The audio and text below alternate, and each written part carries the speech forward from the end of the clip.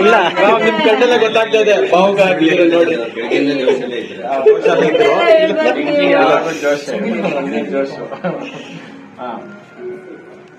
ಇವತ್ತು ಆಲ್ಮೋಸ್ಟ್ ನಮ್ಮ big boss season 10 almost ಎಲ್ರು ನೋಡ್ದಂಗಾಯ್ತು.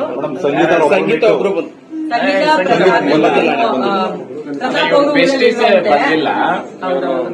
ಹೌದು ಹೇಳಿ ಮೇಡಮ್ ಬೆಸ್ಟೀಸ್ ಬಂದಿಲ್ವಲ್ಲ ಹಂಗಾಗಿ ಹೇಳಿ ಮೇಡಮ್. ಈಗ ಹೆಂಗೆ ಪ್ರತಾಪ್ ಅವ್ರ ಊರಲ್ಲಿ ಇಲ್ವಂತೆ ಅದನ್ನ ತಿಳಿಸಿದ್ರು. ಸಂಗೀತ ಅವರು ಫ್ರೀ ಆಗಿದ್ರೆ ಖಂಡಿತವಾಗ್ಲೂ ಬರ್ತೀನಿ ಅಂತ ಇನ್ಫಾರ್ಮ್ ಮಾಡಿದ್ರು, ಮೆಸೇಜ್ ಮಾಡಿದ್ರು. ಬಟ್ ಬಿಸಿ ಇದಾರೆ ಅಂತ ಅನ್ಸುತ್ತೆ, ಸೊ ಆ ಕಾರಣಕ್ಕೆ ಬಂದಿಲ್ಲ ಅಂತ. ತುಕಾಲಿ ಅವ್ರನ್ನ ಇನ್ವೈಟ್ ಮಾಡಿದ್ರೆ ಅಫ್ಕೋರ್ಸ್ ಎಸ್, ತುಕಾಲಿ ಅವ್ರನ್ನ ಇನ್ವೈಟ್ ಮಾಡಿದಿರಕ್ಕಾಗತ್ತಾ? ಹೋಗಿ ಇನ್ವಿಟೇಷನ್ ಎಲ್ಲ ಕೊಟ್ಟು ಬಂದಿದ್ದೀನಿ, ಇವ್ರಿಗೂ ಇನ್ವಿಟೇಷನ್ ಕೊಡಕ್ ಹೋಗಿದ್ನಪ್ಪ ನಾನು. ಇರ್ಲಿಲ್ಲ ಇವರು ಅಷ್ಟೇ. ಸೊ ತುಕಾಲಿ ಅವರನ್ನ ಕರೆದಿದ್ದೀನಿ. ಬಟ್ ಎಸ್, ಶೂಟಿಂಗ್ ಇರೋದ್ರಿಂದ ಅವರು ಬರಕ್ ಆಗ್ತಾ ಇಲ್ಲ. ಇದು ಮುಗಿಸ್ಕೊಂಡು ನಾವು ಕೂಡ ಅಲ್ಲೇ ಹೋಗ್ತಾ ಇದೀವಿ. ಓಕೆ, ಸೊ ಇನ್ನು ಶೂಟಿಂಗ್ ಬಾಕಿ ಇದೆ ನಮ್ಗೆ. ಎಲ್ಲರೂ ಮತ್ತೆ ಅಲ್ಲಿ ಸೇರ್ತೀವಿ. ನಾಳೆ ಬರ್ತೀನಿ ಅಂತ ಹೇಳಿದಾರೆ. ಒಂದಷ್ಟು ಜನ ಕಲರ್ಸ್ ನಲ್ಲಿ ಯಾರ್ಯಾರು ಆರ್ಟಿಸ್ಟ್ ವರ್ಕ್ ಮಾಡ್ತಾ ಇದ್ರು ಅವರೆಲ್ಲರಿಗೂ ಇವತ್ತು ಯುಗಾದಿ ಹಬ್ಬದ ಶೂಟಿಂಗ್ ನಡೀತಾ ಇರೋದ್ರಿಂದ ಅವರೆಲ್ಲರೂ ಒಂದ್ ಬಂಚ್ ಇನ್ನೊಂದ್ ದಿವಸ ಬರ್ತಾರೆ, ನಾಳೆ ಅಥವಾ ನಾಡಿದ್ದು ಆತರ.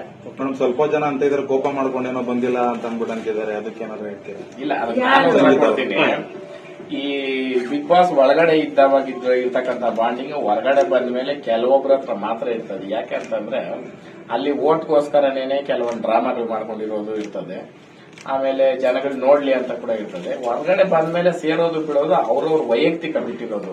ದಯವಿಟ್ಟು ಯಾವ್ದೋ ಒಂದು ಇದಕ್ಕೆ ಇದ್ ಮಾಡ್ಕೊಂಡು ಅದನ್ನ ಬೇರೆ ರೀತಿ ಮಾಡೋದು ಏನೋ ಅವಶ್ಯಕತೆ ಇಲ್ಲ. ಇವಾಗ ಯಾರಾದ್ರೂ ಕರ್ದವ್ರಂದ್ರೆ ಗೌರವ ಕೊಟ್ಟು ಬರ್ತಕ್ಕಂಥದ್ದು ಅವ್ರ ಕರ್ತವ್ಯ. ಅದು ಇಂಥ ಟೈಮಲ್ಲೇ ಬರ್ಬೇಕು ಅನ್ನೋದೇನಿಲ್ಲ, ಯಾವಾಗ್ಲಾದ್ರೂ ಆಗ್ಲಿ ಬಂದು ಹೋಗ್ತಕ್ಕಂಥದ್ದು. ಯಾಕಂತಂದ್ರೆ ಯಾರಿಗೆ ಯಾರು ಫ್ರೀ ಆಗಿರಲ್ಲ. ಒಬ್ರಿಗೋಸ್ಕರ ಹೋಗಿ ಕರೆ ಒಂದು ಇನ್ವೈಟ್ ಮಾಡ್ತಾರೆ ಅಂದ್ರೆ ಅವ್ರ ಮೇಲೆ ಇರ್ತಕ್ಕಂಥ ಪ್ರೀತಿ ಗೌರವ ಅಷ್ಟೇ.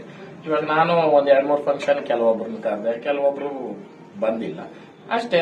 ನೀವ್ ಇಗ್ನೋರ್ ಅಂದ್ರೆ ನಾನು ಇಗ್ನೋರ್ ಅಲ್ವಾ? ಅಲ್ಲ, ಇದ್ರಲ್ಲಿ ಏನು ತಿಳ್ಕೊಳ್ಬೇಕಾಗಿರೋದು ಏನು ಅಂತಂದ್ರೆ, ನಾವ್ ಯಾರಿಗಾದ್ರೂ ಸಮಯ ಕೊಟ್ಟು ಕರೀತಾ ಇದೀರಿ ಅಂತಂದ್ರೆ ನಮಗ್ ಕೆಲಸ ಇಲ್ಲ ಅಂತ ಅವ್ರು ತಿಳ್ಕೊಂಡ್ಬಿಟ್ಟಿರ್ತಾರೆ. ಮೋಸ್ಟ್ಲಿ ಅವ್ರಿಗೆ ಗೊತ್ತಿರಲ್ಲ, ಅವ್ರಿಗಿಂತ ಡಬಲ್ ಕೆಲಸ ನಮ್ಗಿರ್ತದೆ. ಬಟ್ ನಾವ್ ಅವ್ರಿಗೆ ಗೌರವ ಕೊಟ್ಟು ಹೋಗಿರ್ತೀವಿ ಅಂತ. ಆ ಕಾರಣಕ್ಕೆ ಅವ್ರು ಯಾರು ಬಂದಿಲ್ಲ ಅಂತಂದ್ರೆ ಅದರಲ್ಲಿ ಮುಂದೆ ಏನೋ ಮನಸ್ತಾಪ ಆ ತರ ಈ ತರ ಅಂತ ಹೇಳೋದು ಏನೋ ಅವಶ್ಯಕತೆ ಇಲ್ಲ. ಇವಾಗ ನೀವೇ ಒಂದ್ ಫ್ರೆಂಡ್ಸ್ 10 ಜನ ಇರ್ತೀರ, ಒಂದ್ ಪಾರ್ಟಿ ಮಾಡ್ಬೇಕು ಅನ್ಕೊಂತೀರ. ಪಾರ್ಟಿ ಮಾಡ್ಬೇಕು ಅಂತಂದ್ರೆ ಮನೆಯಲ್ಲಿ ಮಲ್ಗಿರೋನು ಕೂಡ ಎದ್ದು ಬರತಕ್ಕಂಥವ್ನು ಇರ್ತಾನೆ. ಬಟ್ ಕೆಲವೊಂದು ಸಂದರ್ಭಗಳಲ್ಲಿ ಯಾವ್ದೋ ಒಂದು ವಿಚಾರವಾಗಿ ಬಂದಿರಕ್ ಆಗಿರಲ್ಲ. ಆಗ ಅನ್ಬಿಟ್ಟು ನಿಮ್ ಫ್ರೆಂಡ್ಶಿಪ್ ಕಿತ್ತೋಯ್ತು, ನೀವಿಬ್ರಿಗೆ ಜಗಳ ಆಡ್ತಾ ಇದ್ರಿ ಅಂತ ಹೇಳಕ್ ಬರ್ತದೆ. ಹಂಗೆ ಇದ್ರಲ್ಲಿ ಏನು ವ್ಯತ್ಯಾಸ ಏನೂ ಇಲ್ಲ. ಇವಾಗ ತನೀಶಾ ಒಳಗಡೆ ಇದ್ದವಾಗ್ಲೂ ಅಷ್ಟೇ ಅವ್ಳು ಬಡ ಬಡ ಬಡ ಮಾತಾಡೋದು, ಹೊರಗಡೆ ಬಂದ್ಮೇಲೂ ಅವಳಾಗೇ ಇದ್ದಾಳೆ.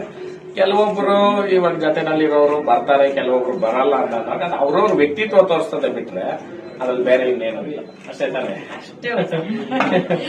ಮಚ ಅಂತವಳು ಇವತ್ತು ಅಂದ್ರೆ ಅವಳು ಆಕ್ಚುಲಿ ಕಾರ್ತಿಕ್ ನನ್ನದು, ಅದು ಮಚ.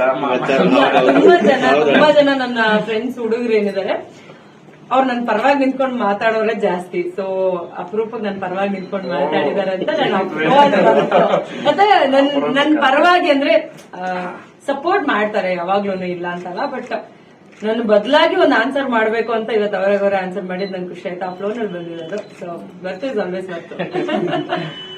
ಥ್ಯಾಂಕ್ ಯು ಸೋ ಮಚ್ ಬರೋದಕ್ಕೆ, ನನ್ ಖುಷಿ ಆಯ್ತು.